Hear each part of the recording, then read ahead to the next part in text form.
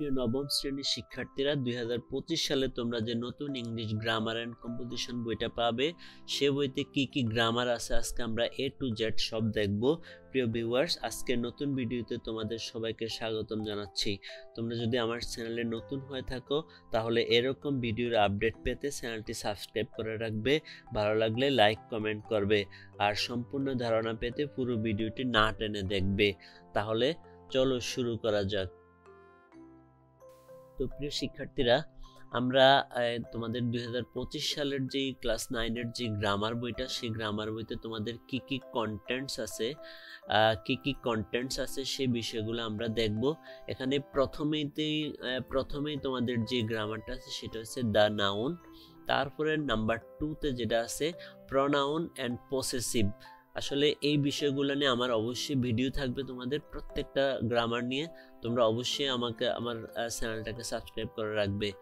3 নম্বরে যেটা থাকবে সেটা হলো তোমাদের অ্যাডজেক্টিভ। তোমরা অনেকেই জানো না, যারা না জানো অবশ্যই ভিডিও পাবে। নাম্বার 4 এ যেটা আছে সেটা হচ্ছে ভার্ব এন্ড টেন্সেস। অনেকেই টেন্স জানো, যারা না জানো তাহলে তারা শেখার চেষ্টা করবে। নাম্বার 5 এ যেটা আছে সেটা হলো কি, নাম্বার 5 এ মডাল ভার্ব। তারপরে নাম্বার 6 এ যেটা আছে সেটা হচ্ছে কাইন্ডস অফ ভার্ব মানে ভার্বের প্রকারভেদ।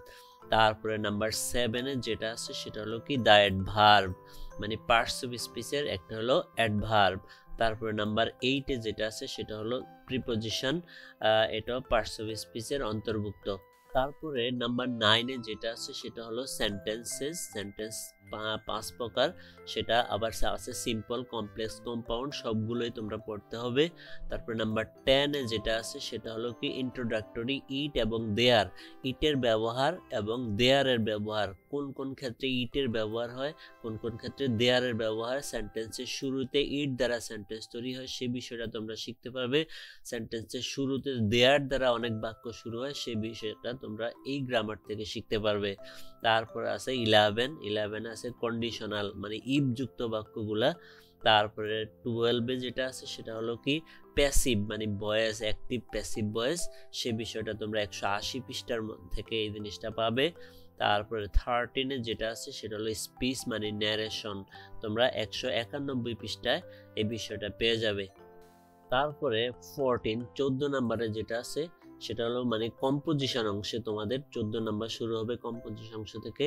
যেমন লেটার তোমরা 209 পৃষ্ঠায় এই লেটারের অংশটা পাবে। তারপরে 15 number 15 CV and cover letter, 223 পৃষ্ঠায় তোমরা সেটা পেয়ে যাবে, সিবি অ্যান্ড কভার লেটার।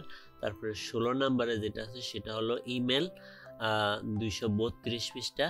তারপরে 17 নম্বরে যেটা আছে সেটা হলো শর্ট কম্পোজিশন এন্ড প্যারাগ্রাফ, এটা হলো 237 পৃষ্ঠা থেকে শুরু। তারপরে 18 নম্বরে যেটা আছে সেটাও শর্ট কম্পোজিশন, 263 পৃষ্ঠায় তোমরা পাবে শর্ট কম্পোজিশন। তারপরে 19 নম্বরে কমপ্লিটিং স্টোরি মানে তোমাদের স্টোরি শিখতে হবে, 273 পৃষ্ঠায় সেটা তোমরা পেয়ে যাবে। তারপরে আছে 20 পৃষ্ঠায় মানে 20 নম্বরে যেটা আছে সেটা হলো রাইটিং সামারিজ মানে সারাংশ।